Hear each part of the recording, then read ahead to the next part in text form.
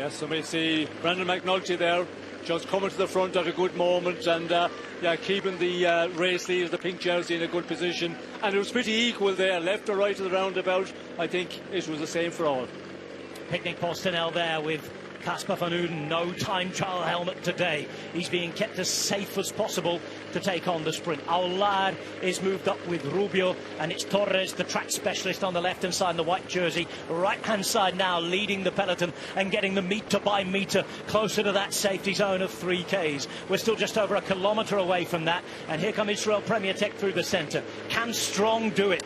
No Kiwi has ever won a stage of the Giro D'Italia. He has been close so far in this race.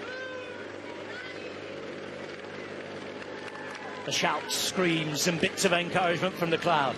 4 kilometres to go, and we start to edge off towards the left, and that long drag race now to the final turn. The first finish line, those for the GC riders, and that's that 3 kilometre to go mark. There'll be a few intakes of breath and sighs of relief, Sean, if they get through these next 600 metres. Yes, well, it's a little bit of a relief when you get through that 3 kilometres to go, and of course then from there on you have to go and keep on up there, because if there's gaps in the run into the finish line, you're going to get caught if there's some of the other GC men in front of you. So it does take a little bit of the pressure off, but this is going to be a one where it goes all the way to the line. And we can see here, yeah, this is going to be a big fight now into this final corner. Liepens on the wheel of Asparen, who's driving them into that 3K to go mark. They're taking every opportunity that they can to move up. The 3 kilometre arch is upon us, and it is almost time to take that deep breath if you're a GC contender, because if there are any incidents, accidents, problems from this moment on now, that is that everybody gets the same time. Take a breath. Time for the drag race. Off they go now. No twists and turns until that big angled one to the left hand side that will kill the speed, and you need to be in those front positions with 400 metres to go. Here comes Josh Tarling trying to give Ben Turner the best opportunity he can to have a sprint. We saw that happen in Lecce. He got into the top 10. Right now, Little Trek are in a perfect position, but others, Sean, are trying to get on and challenge them for it. There's Picnic Postinel, the yellow jerseys too, trying to put Coy, and it looks as though Wout van Aert will be there to do the lead-up. Yes, well, we can see there a lot of the sprinters very much present here to the front, and as we go to 2.2 to go here, the sprint is on to get into this corner and position their sprinters in the best position.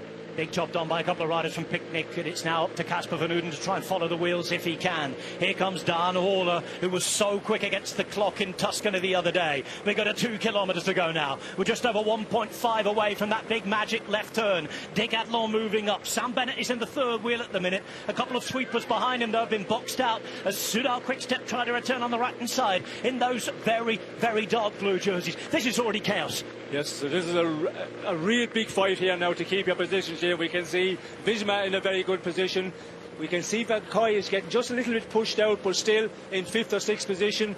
And we can see De Koning, Albertson coming up here with Caden Grove. So most of the sprinters in okay position. Oh, the crash behind, rider down from Polti Visit Malta. Rider down there behind from Polti Visit Malta, as it's Eduardo Affini on home rows, who's leading them up now to 1,200 metres to go. One crash behind, only one rider we saw down, thankfully. Let's hope it stays as that. 1 kilometre to the line, it's Flamme Rouge, but now the race to the final turn, Sean Kelly.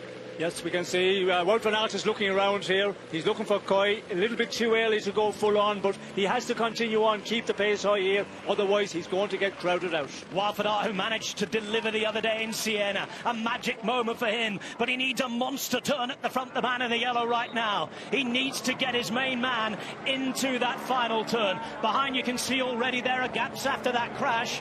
Now they know they can breathe. Left turn coming up. Wout van Aert wins it for Olav Coy, and Coy is going to have a penalty kick to bring this one home if he can. Can Van Aert deliver for another 100 metres or so? Here we go. It's lead-out time for Wout van Aert. Visma Lease bike have been growing into this race. They're trying to get around. It's an early launch sprint, though, from Casper van Uden. He's going long to the line. Van Uden is there. Groves behind him. Coy's there too. Coy has to get around. On the right-hand side, it's Mads Pedersen. They all come to the line. 4 together. There's the throw. And finally, Olav Coy has it. All of that work done by Wout van Aert. We never doubted him on Sunday. His teammates didn't either. Watford up with that monster turn. Olaf Koy looked, he might have missed his moment, but despite the challenge, 3 alongside him, he was there, he was strong, he has his Giro D'Italia stage win. Well, what a lead out by Wout van Aert. We could see in that final corner, Van Aert moved over to the right-hand side just to stop other riders coming around him in that corner, then kept it going out of the corner, and we could see Koy very, very intelligently when Van Uden kicked off the sprint. He didn't panic, he waited in the wheel.